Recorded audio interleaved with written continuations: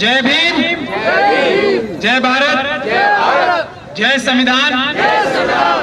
और आज शहीद आजम भगत सिंह साहब का भी बर्थडे है, तो जय भगत सिंह।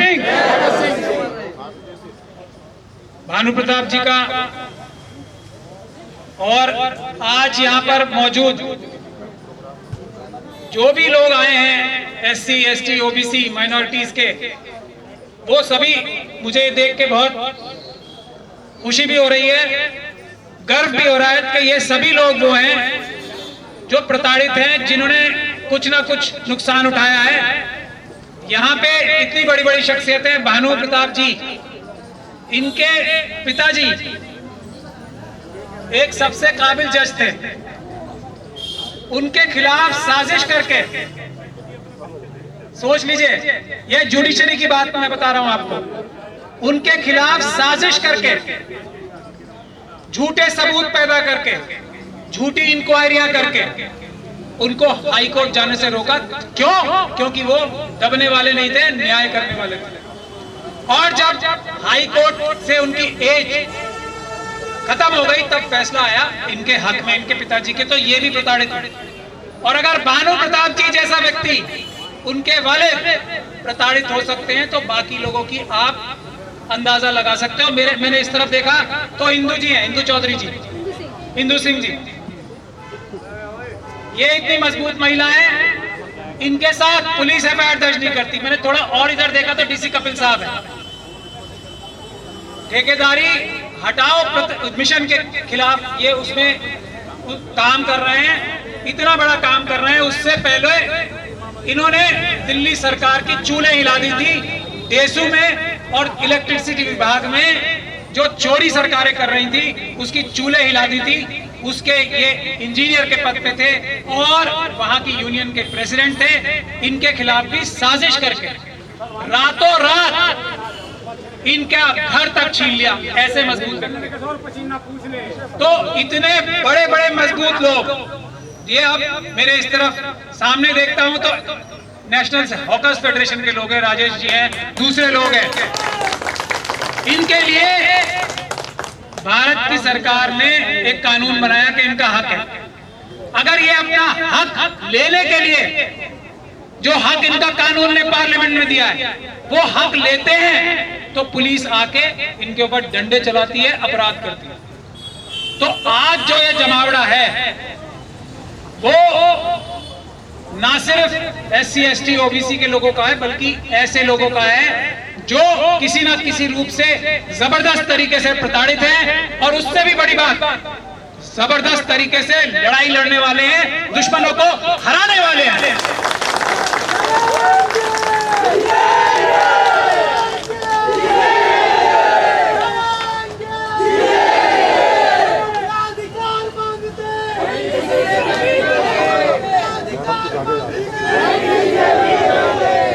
इस देश में अगर एनएचएफ वाले ही थोड़ी सी हम लोगों की, सब प्रताड़ित लोगों की मदद कर देना, तो फिर हमें लड़ने की जरूरत नहीं पड़ेगी। तो आप लोगों की तरफ बहुत ही उम्मीद से, आशा भरी नजरों से देख रहे हैं। आप करोड़ों की संख्या में हो और आपका हक जो है छीना जा रहा है ऐसे, तो आप लोग ही हम सबकी मदद करते हैं। समता सैनिक दल, जो बाबा साहब डॉक्टर भीमराव अंबेडकर ने स्वयं बनाया था, इसमें हमें अभी 2 दिन पहले उनका सम्मेलन था, वहां बाबा साहब के जो पौत्र हैं वो भी थे, और इसके वो मुख्य संरक्षक हैं। तो ये आरएसएस से पहले समता सैनिक दल बना था, 24 में, 25 में आरएसएस बना था। बाबा साहब का आइडिया लेके ही ये आरएसएस बना था। तो हम लोगों ने तो बाबा साहब का मिशन शायद मजबूती से नहीं पकड़ा, उसी की वजह से आरएसएस आज इतनी मजबूत हुई है। हिंदू राष्ट्र बनाने की तरफ बड़े बड़े कदम उठाए जा रहे हैं। वो मनुस्मृति जो बाबा साहब ने 1927 में जलाई थी, उसको भारत, और उसके बाद भारत का संविधान बनाया था, उसको, भारत के संविधान को खत्म करके मनुस्मृति दोबारा लागू करने की जो है साजिश हो रही है। थोड़ा और उधर देखता हूं तो हरनाम जी खड़े हैं वहां पे, वो भी बहुत संघर्ष कर रहे हैं। थोड़ा वो ऐसा सोचते हैं कि ये जो मनुवादी हैं, ये शायद कभी न्याय करेंगे। इनकी जो सामर्थ्य है, इनकी जो कैपेबिलिटी है, इनका जो टैलेंट है, उसको उसका 100% नहीं तो 2-3% तो इनको रिटर्न मिलेगा ही। ये इनकी गलतफहमी है, मेरे हिसाब से दूर होते होते हो जाएगी। न्याय SC ST OBC और माइनॉरिटीज जो हम लोग हैं वही ईमानदार by birth, by genetics, by genes होते हैं। बाकी सब लोग जगह जो बच जाते हैं लोग, वो बेईमानी करते हैं, वो नाइंसाफी करते हैं, वो जुल्म करते हैं। उनमें से कुछ मुट्ठी भर लोग ऐसे हो सकते हैं जो अपनी जीन्स के खिलाफ जाते हैं, ईमानदार होते हैं या इंसाफ करने वाले होते हैं। तो हरनाम जी जैसे लोगों को, ऐसे मुट्ठी भर लोगों में से कोई कभी मिलेगा नहीं, और संघर्ष करते रहेंगे, करते रहेंगे, करते रहेंगे। सारा काम ये करेंगे, मलाई बाकी बचे हुए लोग खाएंगे। आखिर में मैं आता हूं डॉक्टर रितु पे। अभी बहुत सारे लोगों ने कहा, हमारे दिल्ली यूनिवर्सिटी के जो SC ST कर्मचारी यूनियन के प्रेसिडेंट साहब भी यहाँ मौजूद हैं, ये भी संघर्ष करने के लिए आगे आ रहे हैं। ऐसे लोगों की जरूरत है, ऐसे लोगों की जरूरत नहीं है। राजवीर सिंह साहब, ऐसे लोगों की जरूरत नहीं है जो पीड़ा तो समझते हैं लेकिन पीड़ा के लिए संघर्ष करने के लिए आगे नहीं आ रहे हैं। और आज मुझे खुशी है, डूटा के लोगों से हमने बहुत रिक्वेस्ट की। सागर सर तो हैं आप, डूटा के हैं आप, सागर सर हैं SDTF के। मैं डूटा की बात कर रहा हूँ, सागर सर हैं, हमारे हैं, डूटा में रहे थे। वो हरनाम सिंह जी का एग्जांपल दे रहा था ना, मैं सबसे ज्यादा डिजर्व ये करते हैं और इनके अलावा कोई डिजर्व भी नहीं करता। तो मैं तो एग्जांपल दे के बता रहा हूँ। सबसे ज्यादा समझदार भी होंगे कर्मचारियों की और यूनिवर्सिटी के अधिकारियों की और टीचर्स की लड़ाई भी सबसे अच्छे तरीके से लड़ पाएंगे। लेकिन वहां लड़ाई थोड़ी लड़नी है, वहां तो बेईमानी कर रही है। तो डूटा से हमने करबद्ध निवेदन किया था। मैंने स्वयं अपनी तरफ से भी मैसेज भिजवाया था उनके, और हमारे बीच में जो कुछ ब्रिज वाले लोग हैं, शुरू में जब डॉक्टर रितु सिंह एक कमजोर शख्सियत लग रही थी उन्हें, डूटा साहब को, डूटा वालों को, तो बड़ी आगे आके मदद कर रहे थे कि हम इस कमजोर महिला की मदद करेंगे, लेकिन उसको अधिकार दिलाएंगे। जब अधिकार दिलाने की बात आ जाएगी तो उसमें आज यहाँ मौजूद नहीं है, मुझे बड़ा दुख है। मैं चाहता हूं कि वो मेरी बात सुने और लीड लें, ये साबित करने के लिए कि डूटा के अंदर भी कुछ ईमानदार लोग बाकी हैं। डॉक्टर रितु से अच्छा केस, डॉक्टर रितु से मजबूत केस इस वक्त दिल्ली यूनिवर्सिटी में किसी का नहीं है। और ऐसा मैं क्यों कह रहा हूं? इसलिए कह रहा हूं कि डॉक्टर रितु अपनी लड़ाई नहीं लड़ रही। इनके पास ऑप्शन है ऑक्सफोर्ड यूनिवर्सिटी में जाके प्रोफेसर होने का। ये दौलत राम की प्रिंसिपल और यहाँ पे जो वाइस चांसलर और रजिस्ट्रार साहब बैठे हैं ना, इस बात को सुन लें। मैं इस बात की गारंटी दे रहा हूँ, ये ऑक्सफोर्ड यूनिवर्सिटी में नौकरी इन्हें मिल सकती है। अब दौलत राम कॉलेज जो है, मेरे ख्याल से ऑक्सफोर्ड यूनिवर्सिटी से तो कम ही होगा ना, और वहां की प्रिंसिपल तो बिल्कुल ही नालायक है। मैं कह रहा हूं नालायक, नालायक, नालायक, नालायक, बेईमान है, बेईमान है, बेईमान है, बेईमान है।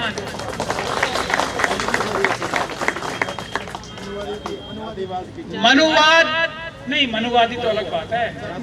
ये इनकॉम्पिटेंट है, इनकॉम्पिटेंट है, इनकॉम्पिटेंट है। डॉक्टर रितु के साथ वो तो अलग बात। डॉक्टर रितु के साथ बैठकर किसी भी टॉपिक पे मैं चैलेंज करता हूं, अगर वो किसी भी टॉपिक पे बैठ के डिबेट कर ले और पूरी दुनिया ना देख ले कि डॉक्टर रितु को अगर 100 आता है तो उन्हें 2 आता है, और ऐसी डॉक्टर रितु को ये इनकॉम्पिटेंट जो है प्रिंसिपल वो निकालेगी। निकालने की हैसियत क्या है पहले, और निकालने के लिए जो एकलव्य का कॉन्सेप्ट है ना, मैं अभी उनके मन में वो मनुवाद बैठा है महिला होने के बावजूद, वो तो अलग बात है। जो एकलव्य का एग्जाम्पल है ना, सबसे बेस्ट था वो। एक तरफ सब, एक तरफ वो अकेला, तब भी इंफीरियरिटी कॉम्प्लेक्स हो रहा था। यही कॉन्सेप्ट है ना एकलव्य का। तो इसको छल कपट से, मेरी समझ से तो यही है, छल कपट से भावनाओं में लेकर उसका अंगूठा लिया। क्यों? क्योंकि अगर एकलव्य का कॉन्सेप्ट, एकलव्य खड़ा रहेगा तो उसके सामने सब जो है बौने नजर आएंगे। यही आज डॉक्टर रितु के साथ हो रहा है। तो अब हटाएं कैसे? ये तो सबसे अच्छी है, हर तरीके से सबसे अच्छी है, तो अब हटाएं कैसे? तो हम डॉक्यूमेंट फोर्ज करेंगे, छल और कपट। 35 बच्चे की कंप्लेंट फाइल की है। जब सवाल ये पूछे गए कि और उसको हाई कोर्ट में फाइल किया, हौसला देखो बेईमानियों का और बेईमानी करने का, ये हौसला देखो कि हमारे खिलाफ कोई एक्शन नहीं होगा। हम चोरी करें, डकैती डालें, कुछ भी करें, हमारे खिलाफ एक्शन नहीं होगा, क्योंकि हमारे लोग सिस्टम में हर जगह बैठे हैं। ये हौसला यहां से आता है। यही हो रहा है ना, 2700 नौकरियां चुराई हैं, डकैती डाली है 2700 नौकरियां, जो कम से कम है। और सागर साहब से मैं कह रहा था, तो सागर साहब से बात करके मुझे ऐसा लग रहा है करीब 1 लाख नौकरियां चुरा रखी हैं। अगर 60 के दशक से देखा जाए तो 1 लाख नौकरियां चुरा रखी हैं, और उसके बाद ईमानदार और शरीफ बनेंगे कि हम वाइस चांसलर हैं, हम रजिस्ट्रार हैं दिल्ली यूनिवर्सिटी के। बेईमान और चोर हैं वो एक अलग बात है, वो पीछे है, मगर हमारा मुखौटा जो है वो वाइस चांसलर रजिस्ट्रार का है, हमारा मुखौटा प्रिंसिपल का है। तो हमारी इज्जत करो। काम हमारे ऐसे होंगे कि हम चोरी करेंगे, डकैती डालेंगे, डॉक्यूमेंट फोर्ज करेंगे, हमारी इज्जत करो। नहीं तो आप जो है पद के खिलाफ बात कर रहे हो, यूनिवर्सिटी के खिलाफ बात कर रहे हो। अरे आप उन पदों के नाम पर धब्बा हो, आप ऐसे लोग हो जो इस बात का एग्जाम्पल होने चाहिए, इस बात का एग्जाम्पल होने चाहिए कि ऐसे लोगों को इन पदों पर नहीं बैठना चाहिए। अगर कोई ऐसा पैमाना बनाया जाए तो ये पैमाना वो होना चाहिए कि दौलत राम के प्रिंसिपल जैसी व्यक्ति को तो किसी स्कूल का प्रिंसिपल क्या, स्कूल का टीचर क्या, चपरासी भी नहीं होना चाहिए।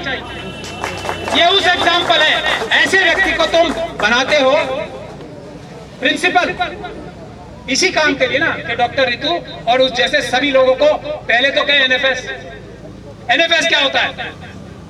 एनएफएस, मेरा ये मानना है, मैंने सुप्रीम कोर्ट में भी एम्स के वाले केस में बहस की थी और काफी जबरदस्त बहस हुई थी। तो मैंने साइंटिफिक डेटा रखने की जब बात की तो सामने वाले लोग जो रिजर्वेशन के खिलाफ थे वो पीछे भाग खड़े हुए। मैंने कहा मैं ये साइंस से प्रूव करूंगा कि एनएफएस अगर कोई होता है तो वो SC, ST, OBC और माइनॉरिटीज को छोड़कर जो लोग होते हैं वो नॉट फाउंड सूटेबल होते हैं, by birth not found suitable होते हैं। बाकी लोग, उनमें से भी कुछ लोग हो सकते हैं पढ़े लिखे हो, समझदार हो, ईमानदार हो, पर वो मुट्ठी भर लोग। तो डॉक्टर रितु का केस ऐसा है कि डॉक्टर रितु का केस से ये साबित हो गया कि इस तरीके से 1 लाख नौकरियां हमारी हैं। रिजर्वेशन है ना, इसीलिए 4 डिमांड्स हैं यहाँ पे। पहली डिमांड, डॉक्टर रितु के केस में पहले तो FIR ही नहीं हो रही थी, चलिए FIR हो गई किसी तरीके से, गलती से, जैसे भी समझ लीजिए। तो पुलिस ने उसमें जो इन्वेस्टिगेशन की, ये है दुख की बात, सोच लीजिए, जो इन्वेस्टिगेशन की पूरी ताकत इस बात के लिए लगाई कि किसी तरीके से क्लीन चिट दे दी जाए रजिस्ट्रार साहब को और प्रिंसिपल साहब को और दूसरे प्रोफेसर्स को, जो सब डॉक्टर रितु को झूठे दस्तावेज बनाकर नौकरी से निकालने की साजिश में शामिल थे। 5-6 प्रोफेसर्स भी हैं उसमें दौलत राम कॉलेज के, और भी अधिकारी हैं जिन्होंने वो डॉक्यूमेंट फोर्ज किया और उसका इस्तेमाल किया। जो बच्चे हैं ही नहीं उनके सिग्नेचर्स किए, जो दौलत राम कॉलेज में नहीं उनका, और डॉक्टर रितु ने उनको पढ़ाया, ऐसा तो बिल्कुल भी नहीं है। ये इन्वेस्टिगेशन में निकल के आ गया। तो DCP साहब मेरी बात ध्यान से सुन लें, यहाँ के जो है हमारे अपने आदमी, बड़ा दुख होता है, वो भी सिख समुदाय से आते हैं और आज भगत सिंह जी का जन्मदिन है, तो भगत सिंह जी से थोड़ी इंस्पिरेशन लें, प्रेरणा लें। DCP साहब ने अपराध किया इसी डॉक्टर रितु साहब के केस में। इन्वेस्टिगेशन, इनके बार बार रिक्वेस्ट करने के बाद भी इन्वेस्टिगेशन ठीक नहीं कराई। इनके बार बार ये बताने के बाद कि पहले शर्मा जी और अब हमारे अपने केशव जी जो है प्रिंसिपल की और दूसरे अपराधियों की, रजिस्ट्रार की और दूसरे यूनिवर्सिटी के जो दूसरे अपराधी हैं उनकी मदद कर रहे हैं और इनके केस का नुकसान कर रहे हैं। उसके बावजूद भी DCP साहब ने कोई कार्रवाई नहीं की। हमारे पास सबके डॉक्यूमेंट्री सबूत है। तो उन पे धारा 4 लगेगी। अब ये केशव साहब हैं, वो शर्मा जी पे तो लगेगी, पहले वाले जो आईओ थे वो भी अपराधी हैं, उन पे धारा 4 लगेगी, 166 लगेगी। उन्होंने भी पूरी ताकत लगाई किसी तरीके से सारे सबूत नष्ट कर दे। पुलिस की बात बता रहा हूं मैं यहाँ पे। फिर भी सबूत इतने ज्यादा थे कि चार्जशीट मजबूरी में फिर भी फाइल करें। इतने सबूत थे, आप लोग अंदाजा लगाओ। सारी पुलिस की ताकत एक काम पे लगी हुई थी कि किस तरीके से प्रिंसिपल को बचाया जाए, रजिस्ट्रार को बचाया जाए, वाइस चांसलर को बचाया जाए, और दूसरे यूनिवर्सिटी के जो दौलतराम कॉलेज के जो प्रोफेसर हैं और जो दूसरे लोग इस साजिश में शामिल हैं, डॉक्टर ऋतु, उनको बचाया कैसे जाए। इन्वेस्टिगेशन सिर्फ और सिर्फ इसी काम के लिए हुई थी। लेकिन फिर भी इतना मटेरियल आ गया कि चार्जशीट मजबूरी में फाइल करनी पड़ी। तो हाई कोर्ट में जाके ये हमारे आईओ साहब क्या कहते हैं कि मैं इसे अरेस्ट नहीं कर। कोर्ट पूछ रहा है, भाई आप अरेस्ट करना चाहते हो क्या? ये तो एक कागज है। ये प्रिंसिपल को हम लोगों ने कहा कि इसकी हिस्ट्री है इस तरह के डॉक्यूमेंट फोर्ज करके SC ST OBC और माइनॉरिटीज का नुकसान करने की। तो कोर्ट क्या पूछेगा, भाई आपको कोई पुलिस रिमांड चाहिए अरेस्ट करके, अरेस्ट करने की, ताकि आप और जो अपराध हैं उनके बारे में पूछ सको, कोई चाहिए? तो वो कह रहे हैं हमें अरेस्ट नहीं करना, ये हमारी VIP है। इस तरह की इन्वेस्टिगेशन होने के बावजूद भी चार्जशीट फाइल हुई है। तो अब हम कोर्ट के माध्यम से ना सिर्फ उन अपराधियों को, और आज जो ये बॉल है ना VC साहब के पाले में, इसीलिए यहाँ एक छोटी सी गैदरिंग हुई। ये गैदरिंग समझ ले 1% है।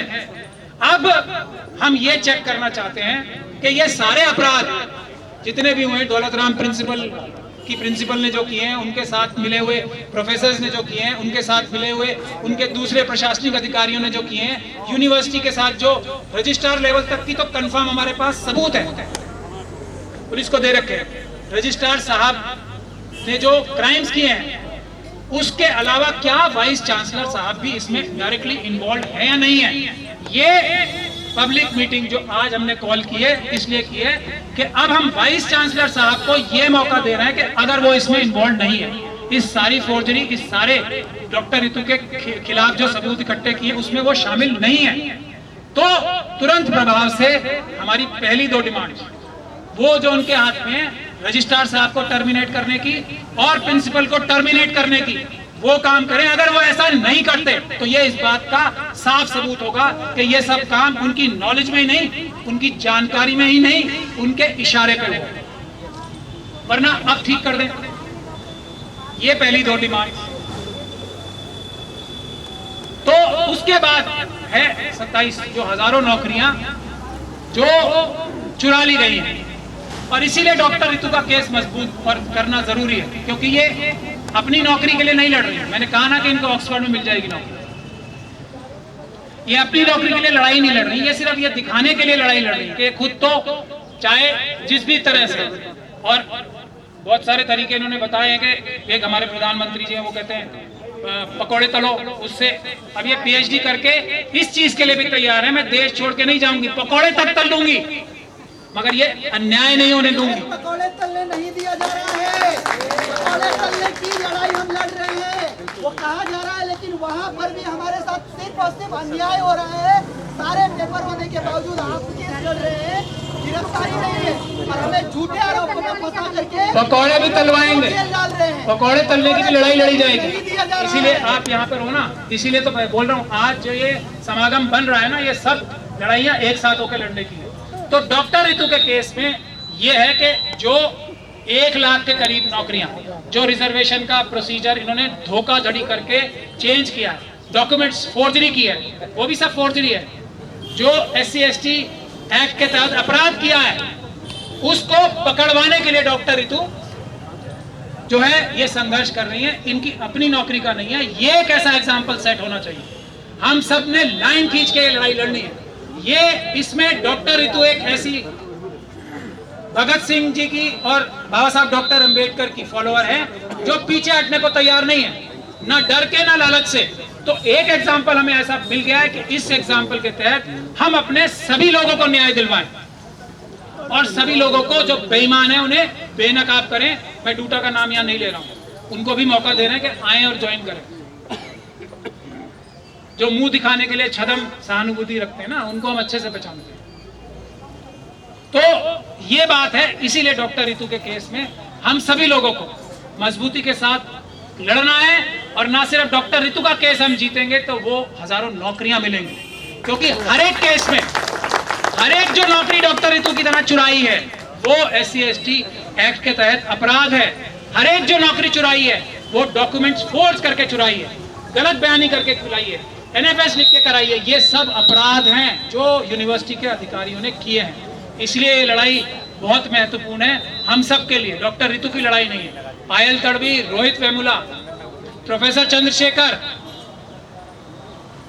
को जैसी दशा रोकने की लड़ाई है कि हमारी एक और कमी है कि जब हमारा कोई दुनिया से चला जाता है ना, जब हम उसकी पूरी ताकत से जय जयकार करते हैं, मदद करने जाते हैं, जिंदा मोमबत्तियां लगाते हैं, कैंडल मार्च करते हैं, उसमें हम लोगों का अपना फायदा होता है। मैं बहुत ही बेबाकी के साथ कह रहा हूं, अपना फायदा ज्यादा होता है। मरने वाला तो मर गया, उसका परिवार जो है खराब होना था, हो गया। जब वो जिंदा था हमने उसकी मदद नहीं की तो हमें शर्मिंदा होना चाहिए। आज डॉक्टर रितु जिंदा है, आज ये इंदु सिंह जी जिंदा है, आज ये हमारे सारे NFS के लोग, जो नेशनल नॉकआउट फेडरेशन के लोग, ये सब जिंदा हैं। इनके लिए हमें सब लोगों को मिलके इकट्ठे होके लड़ना है। हमारी डिमांड क्या है? चोरी मत करो, यही डिमांड है हमारी, और कोई डिमांड नहीं है। बेईमानी मत करो, धोखाधड़ी मत करो, पदों पे रहकर धोखाधड़ी, बेईमानी और चोरी करना बंद करो। जो जिस पद पे बैठा है वो संविधान के हिसाब से और ईमानदारी से काम करे, यही हमारी डिमांड है। दूसरी बात यह है कि एक बात, जो चोर हैं उनको हम छोड़ेंगे नहीं, ये हमारा अज़्म है। इसी के साथ बहुत बहुत धन्यवाद मैं करता हूं, अपनी वाणी को विराम भी देता हूं। जय भीम, जय भारत।